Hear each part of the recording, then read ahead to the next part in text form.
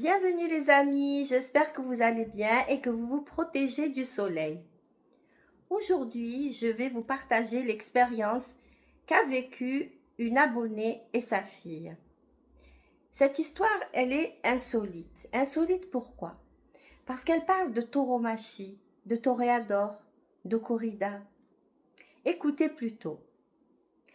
Les amis, je vais vous lire l'histoire que m'a partagée cette personne. Alors, voilà ce qu'elle dit. Elle le dit que elle souhaite partager une expérience personnelle qui a profondément marqué sa vie et celle de ses enfants. Après son divorce, elle a quitté donc la maison où elle vivait en couple avec son mari et elle a trouvé un appartement coquet dans un environnement sympathique, non loin d'une église. Retenez bien ce détail, ça a toute son importance.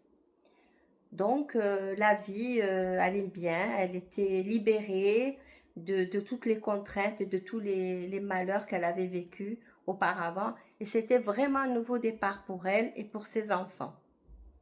Un soir, elle regarde sa fille qui était assise sur le canapé.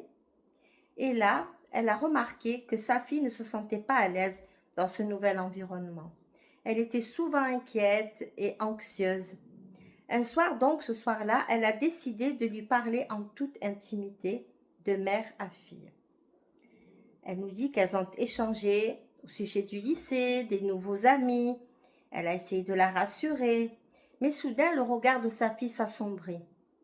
Alors, elle lui dit « Qu'est-ce qui se passe, mon enfant ?»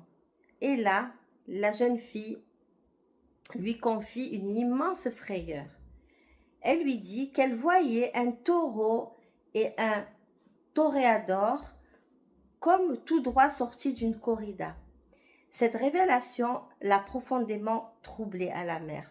Aussi, elle lui a demandé si ses visions étaient réelles ou si c'était dans sa tête, dans son esprit. Elle lui a expliqué qu'en regardant par la fenêtre, elle les voyait près de l'église qui se trouve à proximité de la maison. Elle a tenté, nous dit-elle, de rassurer sa fille, de purifier la maison en espérant apaiser les craintes. Toutefois, elle nous dit, ça c'est intéressant, elle nous dit qu'elle a entrepris des recherches sur la tauromachie à Marseille, dans le 3e arrondissement. Et elle a découvert qu'il y a eu des spectacles de tauromachie jusqu'en 1950. Cette information l'a amenée à réfléchir. Peut-être que les esprits du taureau et du toréador rejouent leur combat éternel autour de l'église, ni gagnant ni perdant. Aujourd'hui, alors elle comprend que sa fille est hypersensible, qu'elle possède probablement un don de médiumnité. Le duo taureau-torero voulait lui faire savoir qu'ils étaient toujours présents ici-bas. Cette expérience lui a ouvert les yeux sur la richesse de notre monde et sur les mystères qui l'entourent. Elle est reconnaissante d'avoir partagé ce moment avec sa fille et d'apprendre à mieux comprendre ses perceptions. Elle dit donc, la maman, hein, bravo. Bravo à notre abonnée parce qu'elle a quand même voulu documenter et comprendre pourquoi, là, dans les années 2022, sa fille pouvait encore voir un taureau et un toréador. Donc, effectivement, donc, les derniers combats de taureaux s'étaient passés, les derniers, c'est dans les années 50.